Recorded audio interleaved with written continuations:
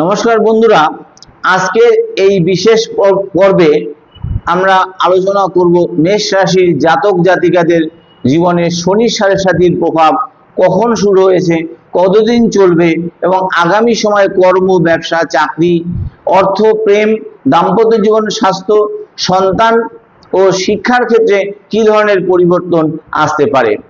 প্রথমেই জেনে নেওয়া যাক যে শনি সাড়ে সাতি তখনই শুরু হয় যখন চন্দ্র জন্ম রাশির আগে, জন্ম রাশিতে এবং জন্ম রাশির পরে যখন অবস্থান করবে। এই সময়কালে মোট 7.5 বছর হয়, আর প্রত্যেকটা রাশিতে 2.5 বছর মোটামুটি থাকে। মেষ রাশির ক্ষেত্রে শনি সাড়ে সাতি শুরু হয়েছে যখন শনি মীন রাশিতে প্রবেশ করেছে, অর্থাৎ 2025 সালের এপ্রিল মাসে থেকে শুরু হয়েছে। 2025 সালের প্রভাব এর মেষ রাশির ক্ষেত্রে এই প্রভাব ক্রমশ বাড়তে শুরু করেছে, শনি সাড়ে সাতির প্রভাব। এরপর শনি মেষ রাশিতে অবস্থান করলে মধ্য পর্যায়ে হবে এবং তারপর সাধারণত এবার চলে বৃষ রাশির ক্ষেত্রে তৃতীয় পর্যায়ে হবে। এই মোট 7.5 বছর থাকবে। পরবর্তী শনি যখন আনুমানিক ধরে নেওয়া হয় যে 2032 সালের দিকে শনি সাড়ে সাতির প্রভাব মেষ রাশির ক্ষেত্রে শেষ হয়ে যাবে। তাহলে এর ফলে কি কি হতে পারে? অর্থাৎ শনি যে খারাপ গ্রহ তা না, শনি হচ্ছে কর্মের পরীক্ষা নেয় এবং কর্মের ফল দিয়ে থাকেন। তাহলে মেষ রাশির ক্ষেত্রে শনি সাড়ে সাতির কি প্রভাব পড়তে চলেছে?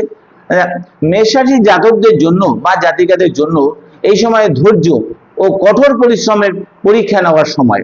যারা চাকরি করছেন তাদের উপর কাজের চাপ বাড়তে পারে, তবে সৎভাবে কাজ করলে পদোন্নতি, দায়িত্ব বৃদ্ধি এবং সম্মান লাভের সম্ভাবনাও কিন্তু রয়েছে। অনেকের চাকরি পরিবর্তনের যোগ তৈরি হতে পারে। ব্যবসা ও অর্থের ক্ষেত্রে কি ঘটনা ঘটতে চলেছে? ব্যবসায়ীদের ক্ষেত্রে নতুন বিনিয়োগ করার আগে সতর্কভাবে সিদ্ধান্ত নেওয়ার প্রয়োজন আছে। হঠাৎ লাভের চেয়ে ধীরে ধীরে স্থায়ী উন্নতির সম্ভাবনা রয়েছে এবং পুরনো দেনা শোধ করার সুযোগ কিন্তু আসতে পারে।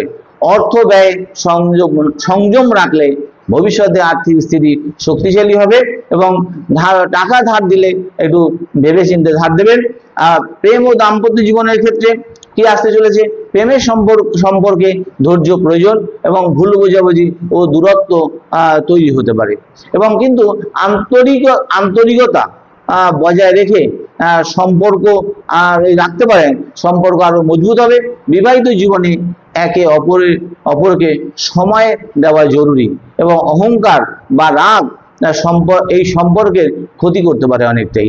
শরীর স্বাস্থ্যের ব্যাপারে কি হতে পারে?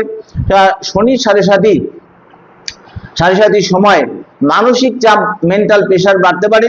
অনিদ্রা, হাড়ের ব্যথা, নার্ভের সমস্যা, এই সমস্ত ক্লান্তি দেখা দিতে পারে। নিয়মিত ব্যায়াম করুন, পর্যাপ্ত ঘুমান এবং স্বাস্থ্যকর জীবনযাপন অত্যন্ত প্রয়োজন এই সময়। দুর্ঘটনার সম্ভাবনা আছে কি আর নেই? গাড়ি চালানোর সময় অর্থাৎ ভ্রমণে অতিরিক্ত সতর্কতা প্রয়োজন। এই সময় তাড়াহুড়া করে অসাবধানতা থেকে ছোটখাটো দুর্ঘটনার কিন্তু সম্ভাবনা কিন্তু থাকতে পারে। পিতামাতার স্বাস্থ্য সম্বন্ধে বলছি। পিতামাতার স্বাস্থ্যের দিকে একটু নজর দেওয়া উচিত।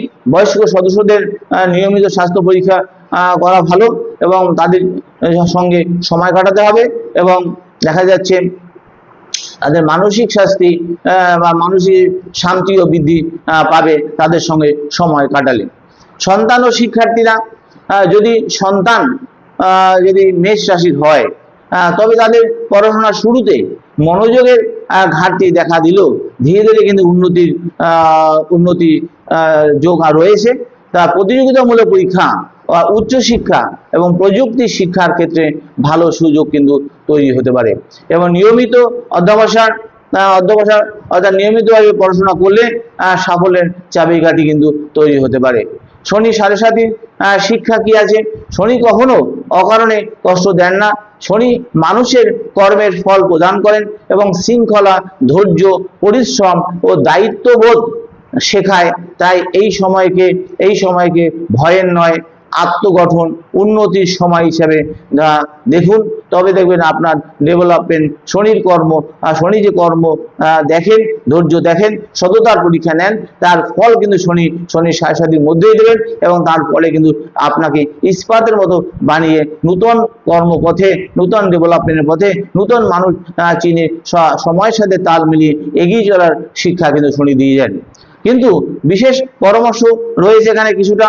প্রতিদিন নিয়মিত পরিশ্রম করুন এবং প্রবীণদের সম্মান করুন, অযথা ঋণ এড়িয়ে চলুন এবং রাগ ও অহংকার নিয়ন্ত্রণ রাখুন, নিজের লক্ষ্য থেকে বিচ্যুত হবে না। বন্ধুরা, ভিডিওটি মনে রাখবেন, শনি 6-7 জীবনের শেষ নয়, বরং জীবনের একটা গুরুত্বপূর্ণ শিক্ষা ও পরিবর্তনের সময়। ধৈর্য, সততা, পরিশ্রম থাকলে শনির আশীর্বাদ বড় সাফল্য কিন্তু অর্জন করতে আপনি পারবেন। আপনার রাশি যদি মেষ হয় তাহলে কমেন্টে জানান এবং জয় শনিদেব লিখুন, এবং ভিডিওটি ভালো লাগে লাইক, শেয়ার, সাবস্ক্রাইব ও ফলো করতে কিন্তু ভুলবেন না। ধন্যবাদ, নমস্কার, এই বলে শেষ করলাম।